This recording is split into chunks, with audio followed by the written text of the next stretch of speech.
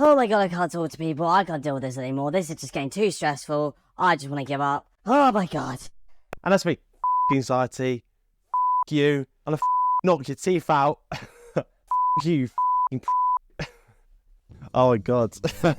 So these are some of the thoughts that you might be having this time of year. But generally, during this time of year, I think it's quite easy to lose motivation in the goals that we set or the, I guess, targets that we want to accomplish for ourselves. And that's the thing, if it's pitch black, you know, when you get up in the morning, it's pitch black, and you get back at night, it's pitch black, it's not going to really add a positive vibe to your day. You cannot punish me, you know that, right? Darkness. Did you know that? Darkness.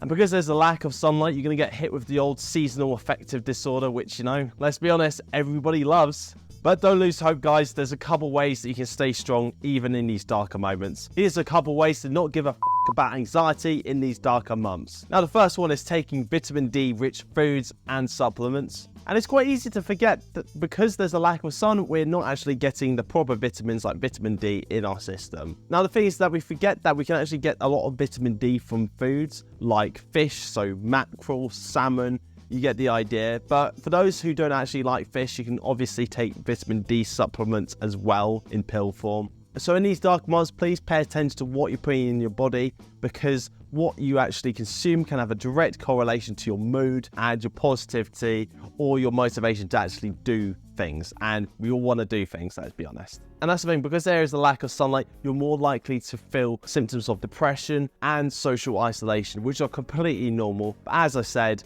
do focus on your diet. It's a good way to clear up these feelings. Now, moving on is having a journal. And if you're anything like me, you're a stubborn who can't actually ask anybody for help, which is, I guess, not a bad thing, but it's not a good thing. Although this is something I'm actually trying to work on myself. I'm always been a bit more hands-on with my mental health. I've always taken that seriously and feel that is something I have to take into my own hand. And that's the thing, if you can't help yourself, how can you help other people? It's a bit like if you're on a plane and it starts to crash, the oxygen mask are obviously going to come down towards you. You're going to fix the oxygen mask to yourself before you can help the person next to you or your loved one. Not saying no to help, but obviously focus on yourself so you can help other people. Okay, so to those who don't know me, I actually write a journal every single day. The reason why I do this is just because it gets me in touch with how I feel mentally. By writing my feelings of anxiety or sadness or anger on a piece of paper, it allows me to isolate these feelings and figure out that they're not productive and I can just, you know, not take them as seriously. And what I generally write about is pretty much what happens every day, anything of significance. Sometimes I do write about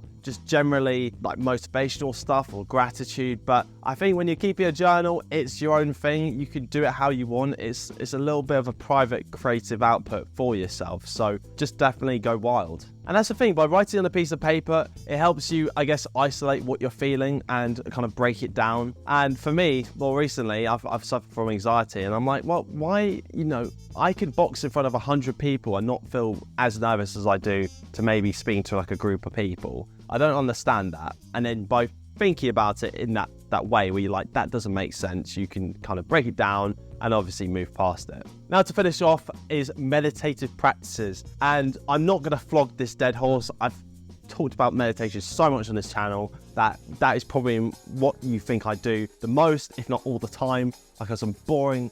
But I don't know if you've ever wanted to clean your room. You start cleaning and hoovering around, and then you go, wow, this place is really dusty. So you start cleaning up all the dust. And then as you're cleaning the dust, you realize you've got some clothes that you don't wear anymore and you want to recycle or, you know, re-gift or gift to a charity shop. So you start assembling those clothes and packing them up, and then you realize that, wow, your windows, they've got like mold and mildew to the corners, and you need to get rid of that and give it a little clean, maybe some watermarks. And before you know it, you're doing something which is known as spring cleaning. And the thing is, when most of us get swept up into this whole endeavor, it's more the fact that we get so focused in the zone that we block everything out. It's only the action that matters. And what this represents is a state of complete flow. And this is where you're so actively focused and involved in what you're doing that nothing else exists, including your own thoughts, which is actually kind of a good thing because you give yourself a break. And that's the thing, I'm going to sing the praises of meditation till the day I die. But the thing is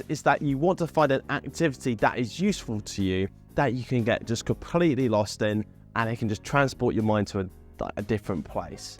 An additional example of this is when I actually am editing, I just put some music on in the background and just get completely lost. I put a timer on for an hour, so if I do get bored or I do get a bit demotivated, I'm like, do you know what, wait for the timer to go off. Just lose yourself in the moment, and nothing else exists, not even the fact that you might be tired or you might not be wanting to do it that day. Anyway guys, thank you for watching. It's been a great week. And just a quick one. Only 30% of people watching these videos are actually subscribed. So if you're watching this content and you are enjoying it, please like, comment, and subscribe, and I'll make more of it. But we'll see you in the next video. Take care. Bye-bye.